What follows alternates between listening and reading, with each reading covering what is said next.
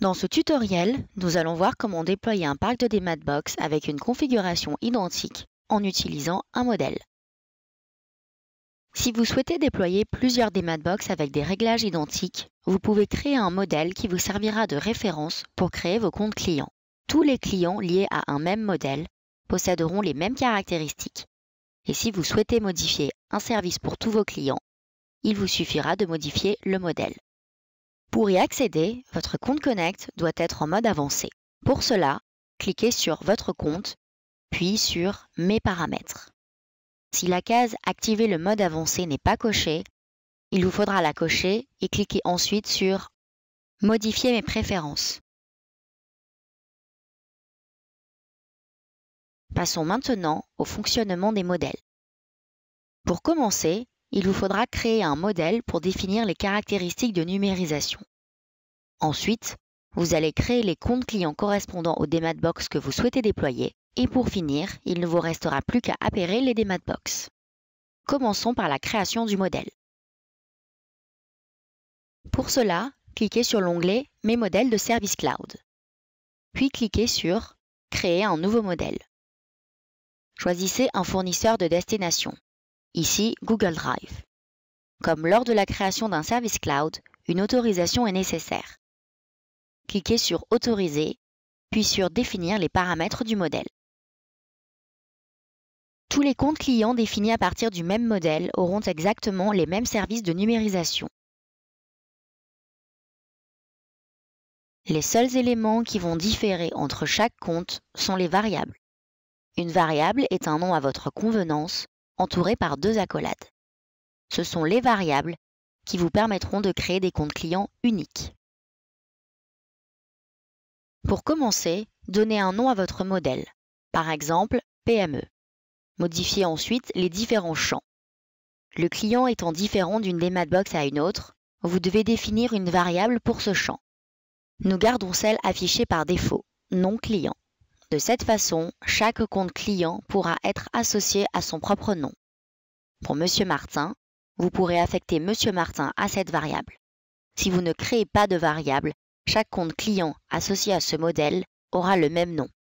Dans le champ centre de coût, vous pouvez ajouter une variable pour savoir à quel centre de coût dépend votre client. Dans le champ commentaire, vous pouvez aussi mettre une variable, par exemple collaborateur. Choisissez ensuite le libellé que vous souhaitez afficher sur les DMATBox de vos clients.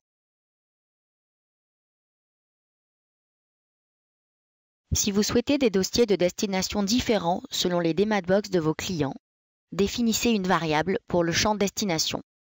Par exemple, vous souhaitez que les documents soient enregistrés pour chaque client dans un répertoire année fiscale.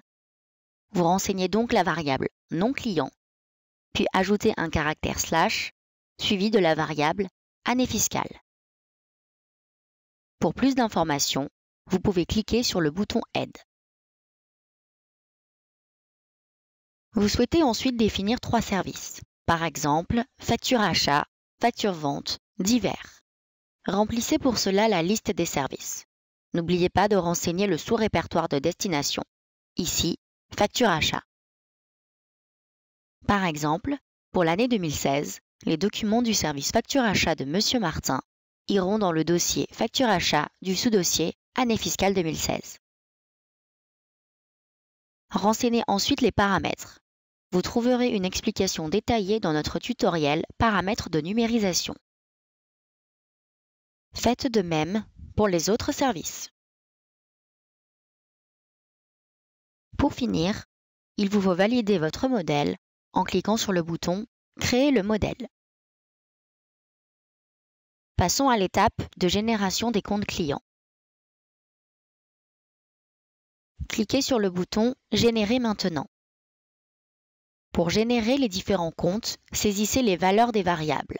Dans notre exemple, le nom des clients, le nom du collaborateur en charge du client, ainsi que les répertoires de destination pour les documents numérisés.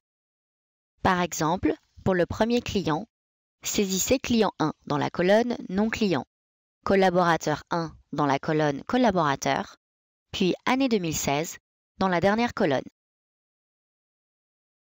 Ce tableau fonctionne comme Excel ou LibreOffice.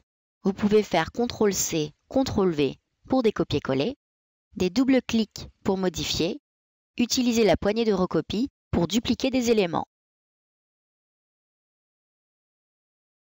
Pour plus d'informations, vous pouvez appuyer sur le bouton d'aide. Remplissez maintenant les colonnes pour chacun de vos clients. Dans cet exemple, client 2, avec pour collaborateur le collaborateur 2, puis le client 3 avec le collaborateur 3. Dans cet exemple, le répertoire année fiscale sera identique pour tous les clients. Vous pouvez remplir simplement les champs en tirant la poignée bleue vers le bas. Une fois le tableau rempli, cliquez sur Valider, puis sur Continuer. Vous pouvez maintenant cliquer sur Synchroniser les services cloud pour générer vos comptes clients. De cette façon, tous les clients auront à leur disposition les services définis dans le modèle. Dans cet exemple, il s'agit des services facture-vente, facture-achat et divers. Cliquez ensuite sur OK. Sur l'onglet Mes modèles de services cloud, vous pouvez voir que vous avez 3 comptes clients utilisant le modèle que vous venez de créer.